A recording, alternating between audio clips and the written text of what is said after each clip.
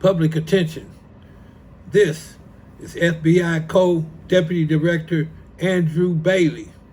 And being co-director, this is his counterpart, Christopher Raia, and co-FBI Directors Christopher Raia and Andrew Bailey indict FBI Director Kash Patel, U.S. Attorney General Pamela Bondi, who has already been fired, Jim Jordan concealing the impeachment of President Donald Trump, being the House Judiciary Committee Chief, and you got Scott Bassett, who's Secretary of Treasury, who owes me, Jesha Miller, $13.3 billion for continued oppression.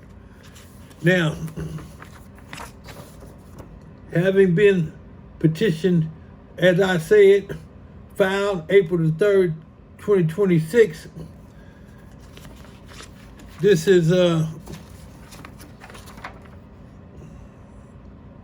mailed to Andrew Bailey of the FBI, as you see right there, which was delivered Wednesday, April 8th.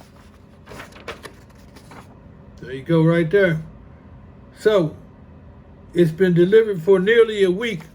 This means all three branches have usurped the Constitution's checks and balances, which requires they be checked for corruption.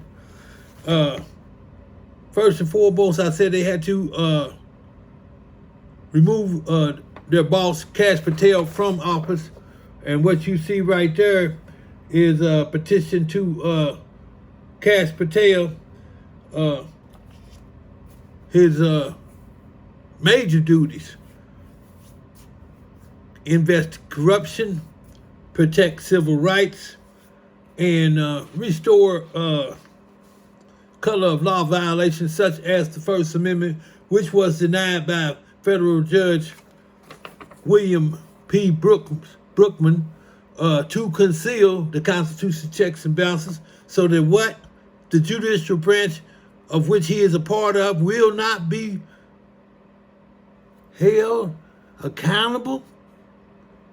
What we need right now is these two new co-deputy directors of the FBI to execute their duties immediately.